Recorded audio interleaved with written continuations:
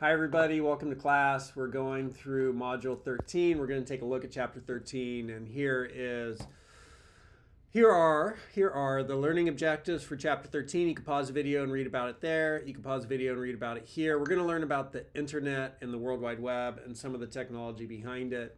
The internet started originally in 1969. You can see here some information from ChatGPT about where the internet started. It was originally called the ARPANET because it was created by the Advanced Research Projects Agencies Network. And the ARPA, A-R-P-A, is now called DARPA. And so DARPA is the Defense Advanced Research Projects Agency, and they make breakthrough technologies and capabilities for national security. So they're kind of like in those James Bond movies where they have Q, and Q is creating all these new technological devices. That's what DARPA does, though back in the day it was called ARPA. And they created the internet. And they created the internet because prior to the internet, all communications occurred on circuit switch networks. And so here are images of circuit switch networks. And so when you called somebody, you would call an operator, and then the operator would take a cable and put it into a hole and connect you to the person you're calling. And so literally you had like a cable connecting 2 points. And if that cable got cut, then you were no longer talking to the person you're talking to. And the reason this could be a problem is that if, this was the nuclear age, still is, and if like you were communicating, like if San Diego was talking to DC and that line, that communication, that phone line was going through Denver and Denver got blown up, San Diego is no longer talking to Washington, D.C., right? Like the defense military in San Diego is no longer talking to Washington, D.C., because the line that was connecting them under a circuit switch network, the line got cut and they're no longer communicating. Well, what they created was not circuit switch networks in 1969. They created a packet switch network. And so here you could see the difference between circuit switch network and a packet switch network. You could pause the video, read about a circuit switch network, and then you could pause the video and read about a packet switch network. And a packet switching network would break your communication up into packets. And then it would put an address where that packet was supposed to go.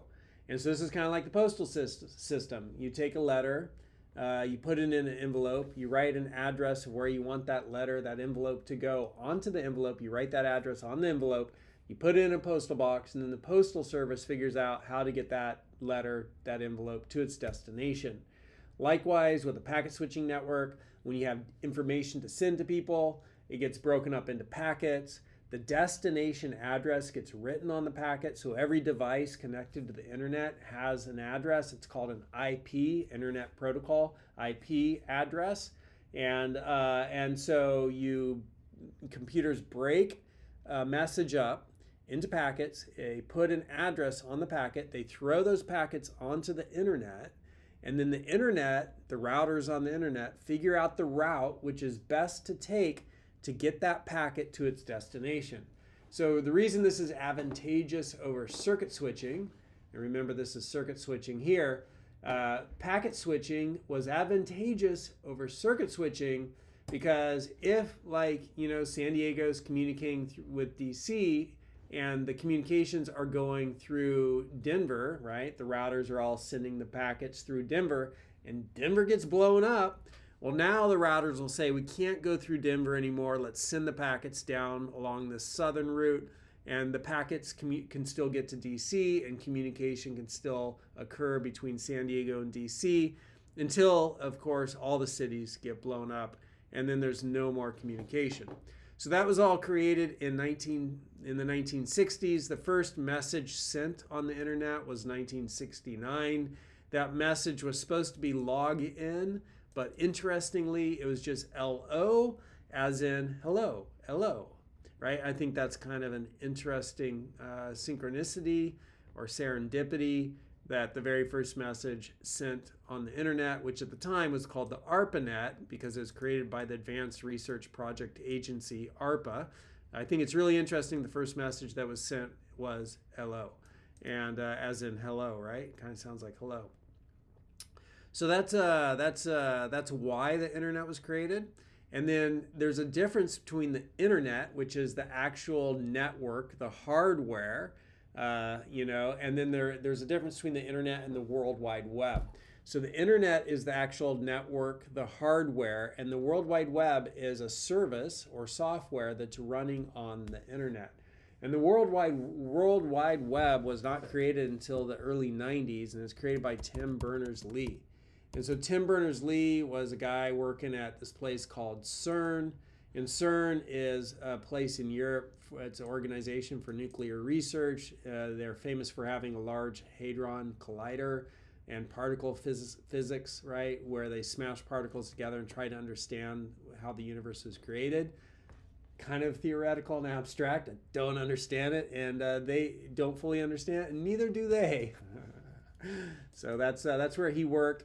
And the reason he created the World Wide Web in the early 90s was because all of the messages which were coming over the internet prior to that, all those messages looked like this.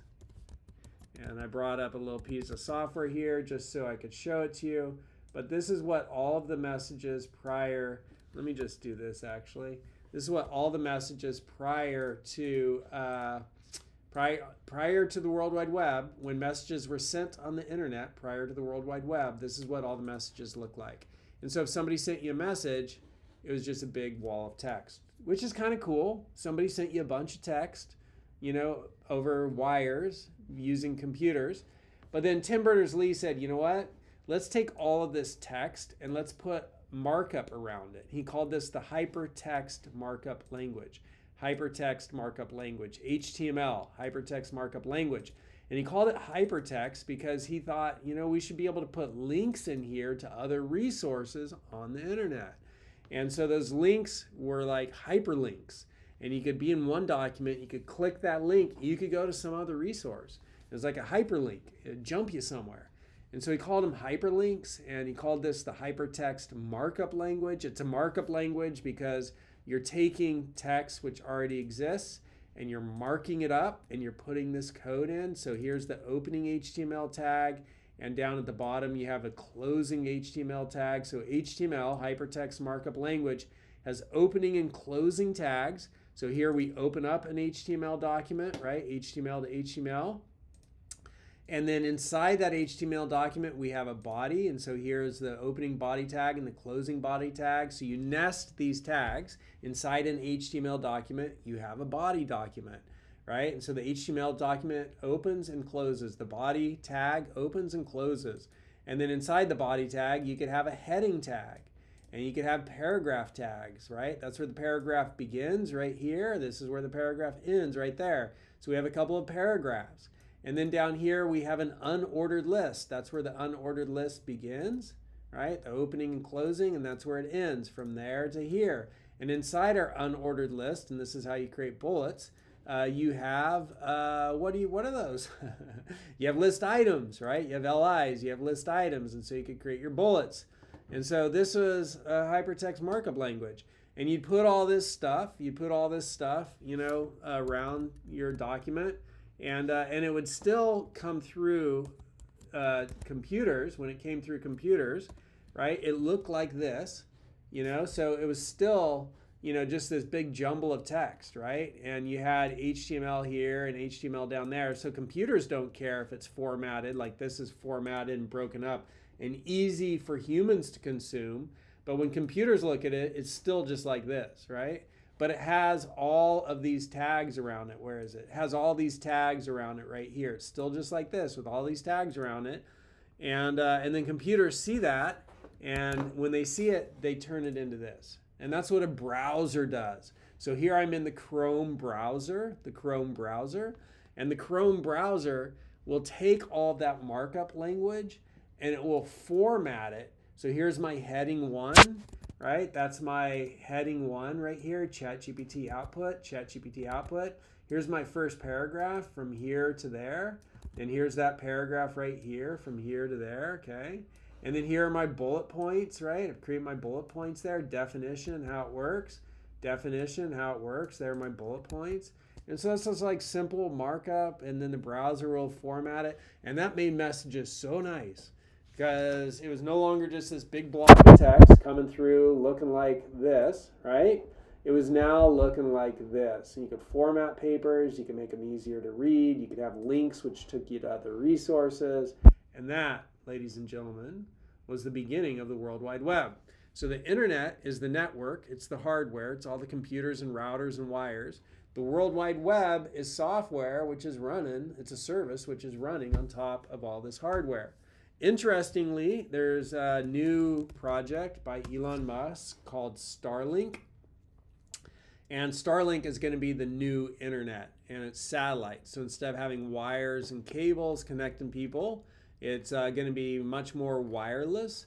And Elon Musk is going to own the Internet 2.0, which is a pretty extraordinary thing to think about, that one person's going to own the internet. And that's already had some interesting geopolitical, geoeconomic ramifications. Pretty interesting. So that's a little bit of an introduction to how the internet started, why it started, what the World Wide Web is, HTML, markup language, and there's some more stuff to know here. So we're going to go through this pretty quick in the next 15 minutes and knock this other stuff out, okay? So the governance of the internet is by these different organizations. Nobody owns the internet, but there's different organizations which provide standards which people then just voluntarily choose to adopt, and through collective consensus, that becomes the way the internet has been created. So originally the internet was this very libertarian kind of thing where anybody could do whatever they want with it, and anybody could be on it or not be on it. But since then, of course, it's become mainstreamed. And mainstreamed means that large players have emerged with influence, but still it's a pretty free place. And that being said, like search engines really determine the content that you're looking at, and that's really determined by economic forces. So it's not quite the interesting wild place it was when it originally began, and it kind of went from being this really cool environment in pluses and minuses to each. But this really cool environment where people's individual stuff, I don't know, there's pluses and minuses to all of it. But now it's very mainstreamed and very commercialized. So these different organizations, however, set the standards: Internet Society, Internet Engineering Task Force, Internet Architecture Board, Internet Corporation for Assigned Names and Numbers, World Wide Web Consortium. And you could also ask ChatGPT, how is the internet managed? What are the governing bodies? Who owns it and runs it? So you could ask ChatGPT that and get a little bit more information. Internet is just a network of all of these different networks connected. And when you hear about the backbone of the internet, it's just like the large fiber optic pipelines that connect big cities. So you could see like the fiber optic lines here running around America, connecting large cities in America. This isn't all of them, it's some of them. And then we learned about circuit switching and packet switching and packets. And so here you see an image of a message in Philadelphia being broken up into packets, being thrown onto the internet. And this is like an internet service provider in Philadelphia. And then those packets end up taking different routes, right? And they eventually come to their destination, which is in California, from Philadelphia to California. And those packets are reassembled and your aunt reads the message. So that's packet switching. And all networks have protocols or rules for communications, and we learned about protocols when we were talking about networking. And so you can pause the video and read that. It's pretty much what I just said. And TCP/IP is internet protocols. It's transmission control protocol, internet protocol. So the entire thing with like how do messages get sent on the internet, how do the packets get broken up, how do they get messaged, how do we find the destination? That's all TCP/IP, transmission control protocol, internet protocol. And so that's the protocol for determining all that on the internet. And each internet device receives an IP address that says, the exact location of that device. And it's a digital location, which can strongly be correlated with a physical location. So that's the IP address. And the Internet Corporation for Assigned Names and Numbers. I'm turning my phone on Do Not Disturb. ICANN ensures IP addresses are unique. And so there's different forms of IP addresses. We'll see one. Well, I guess we'll see one right now. So here you see this is the 4-digit. There's grouped into 4 chunks of digits like here. So if you connect one day to an ISP, you might get this IP address, and your ISP is your internet service provider like Xfinity. And if you connect another day, you might get a different IP address. But then Xfinity knows, oh, this person is at that location, right? So they could send you stuff when you ask for stuff. There's been different versions of internet protocols. There's version 4 and version 6. And version 6 provides more IP addresses. And this is how a computer gets an IP address. You can have a static IP where the address never changes, or it could be dynamic where it's just given to you when you're online. And this is more common. And then you could have a system where you're sharing IP addresses as needed, like within a company or organization. And the internet runs on a client-server architecture, right? Where you have different servers out there and clients are making requests to those different servers. And so most common ones would be like web servers, like, hey, Facebook, send me some info, or hey, Instagram or TikTok or YouTube or Google or ChatGPT, send me some info. And so you connect to those different servers as clients. Those servers then fulfill your requests and send you information back. And that's the client-server setup paradigm. And then there's like different places where all these connections are occurring between different internet service providers and all the different computers that are out there. So an internet exchange point is used for connecting internet service providers, and a point of presence is used for individuals, banks, modems, servers, routers, switches. We could ask ChatGPT about this, so we could put this in here, and we could say, please explain this. Please explain these concepts for a beginner. Boom, and we'll see what it puts out. Internet exchange point, a physical location where different internet service providers connect and exchange traffic with each other is good enough. A point of presence is a physical location where an individual or business can connect to the internet. It's kind of a weird phrase. It's typically used by ISPs to provide internet access. So you have a point of presence at your home, right? An individual. I'm a point of presence on the internet. It's kind of a weird phrase. Top level domains would be like your .com, .org, .mil, .gov. Like, there's a whole bunch of different top level domains. What are the TLDs available today? Please list them all. Right? And so top level domains will be like 1,500 top level domains. They're not going to list them all. So .com, .org, .net, JP for Japan, DE for Germany, IO for Indian Ocean Territory, Gov, Mil, ARPA, right? So there's a whole lot of them. But .com is the most common. And second level domain is directly below the top level, unique within its own top level domain, not necessarily unique to all top level domains. And so what that means is, like, give me an example. Give me 5 examples of, that's like Coke or Pepsi or Toyota or Google, right? Please give me 10 examples of second level domain. My English with ChatGPT. I'm going to make ChatGPT dumber.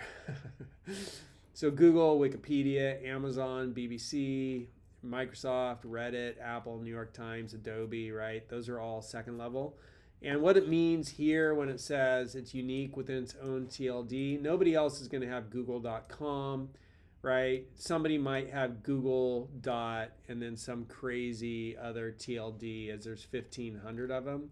To get like a .gov, you actually have to be a government. To get a .edu, you actually have to be an educational institution. A computer converts a URL to an IP address. So when we go places, like if I was to go to, I don't know, what's a big brand I never think of? And, big brand I never think of, and I never go to their website, but I never go to McDonald's. That's a big brand. I never go there. Here's McDonald's website. They want me to accept something. Okay. And it's really pretty plain, and it's pretty image heavy, and it's pretty simple. And it's all about order, like deliver business right now. and that's pretty interesting. But the way that worked is I put in McDonald's.com, and then McDonald's.com is located, its server is located at an IP address. So how do I go from McDonald's.com to the IP address using a Mac and the terminal? How do I see the IP address? There we go. So you can see the IP address, and you open up the terminal, and then you just enter ping. So ping McDonald's.com. So I'm going to open up the terminal. I'm going to say, hey, ping, not ping, ping, and McDonald's.com. And so there's the IP address. So that's the server that I went to just right now to talk to McDonald's. So if I put that in, right, potentially I could be taken to McDonald's, but it wants me to go through the domain. So it's saying that's forbidden. But if you go to simpler websites, you could actually you could go straight to the IP address. And so everything is located in an IP address, and you go from the domain name to the IP address. That's kind of like going in your phone.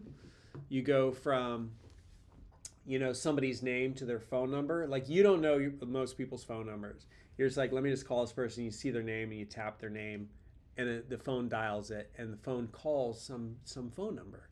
Likewise, you don't know most companies' IP addresses, right? Instead, you put in McDonald's.com, and then the computers know, okay, send this person to that phone number, so to speak, that IP address.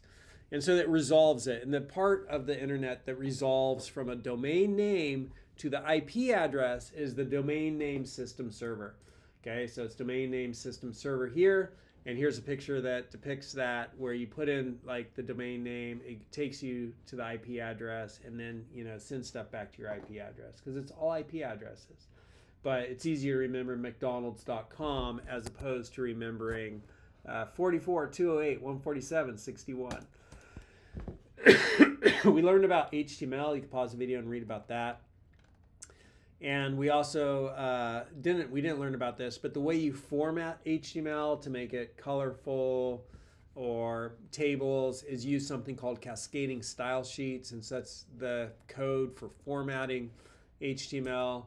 And then XML and JSON are for serialization, which is transferring data on the web between different computers. And JSON is really the standard that's used today. And we learned about HTML and hyperlinks, but there's also hypertext transfer protocol. So if you look up here, you can see it's HTTPS, which is hypertext transfer protocol secure. And then that's the encryption that occurs to ensure that from the person sending it to the person receiving it, excuse me, all of the data is encrypted. Which is newer, SSL or TSL. So I'm going to put that in there. All right, TLS, that's it. TLS, Transport Layer Security, is newer than the SSL, Secure Sockets Layer. So that's the encryption, TLS, and TLS is how you encrypt stuff. And then there are server-side applications. So when you program software on the web, you have both, you have your clients, okay? You have your client, and that's communicating with, let me make this like this, and that's communicating with your server, right? And so you could code here on the client, you're going to have HTML, CSS, and JavaScript. Okay, that's the code that's going to be on, that's the code that's going to be on the client. And then over on the server, you're going to have server languages, okay? And those server languages might be like Go, or they could be Python, or it could be PHP, not so popular anymore, so JavaScript, right? And there's other languages it could be, okay? So this is the structuring of the document that you're sending over. This is the formatting, and this is the functionality. So you could run code on the client. That's called client-side programming. And then when things get over to the server, you could run code on the server, and that's server-side programming. And you could use different languages for that. And so server-side programming includes like, logging the person in, getting the person's data, sending it back to them. Client-side programming would be like, hey, let's update this page with a little bit more information, like that eternal scroll where more information shows up, more information. It's like, send me some more, send me some more, send me some more. Or it might be like some little game you would do or some functionality on the client. So that's client side and server side. JavaScript can be used both on the client side and server side, which may make you think, hey, JavaScript's great. You could use it in both places. It's really a pretty not so great of a language, in my opinion. So that's client side and server side programming. You could pause the video and read about client side programming here. And you could pause the video and read about JavaScript here. And then email, we send email over the internet. We also send instant messages over the internet. You could pause and read about how that works here, and pause and read about how that works here. And then things are also encrypted over the internet. This is the last thing we're going to talk about because I got to be somewhere at 1. But encryption, there's 2 types of encryption, private key and public key. We're going to talk about public key first. And so public key is like also known as asymmetric encryption. So we have a public and we have a private key. I give everybody in the world my public key, and it could decrypt anything I send. It could decrypt anything I send, and I keep the private key, right? So I could encrypt something, send it to somebody, and they have my public key, and they could decrypt it. Okay, so if I do that, here I could, they have no way to encrypt something and send it back to me. But what I could do is with this private key, I could encrypt some sort of a message to them. They could decrypt it and they could understand that message. And then they could use they could use a different key. Hold on one second. All right, so I'm back. I just had to go open up the classroom. So here we have public key and private key. So anybody in the world could encrypt something and send it to me, right? And I could decrypt it because they have a public key. They can encrypt whatever they want and send it to me, and I can open it. And nobody else in the world can open what's been encrypted with my public key. And so what this person here can do is they could send me a message, and what they could send me is some new key, right? And they could send me a symmetric key. So they could create a private key, send that to me. They could encrypt that private key with my public key. They could send that to me, and I could decrypt it. So this here, right, is used to encrypt a second key, and that gets sent to me, and I use this to decrypt that, and I have this second key, and now we could do symmetric private key encryption, okay? So with that, we can now both encrypt and decrypt and communicate securely between each other because we've passed some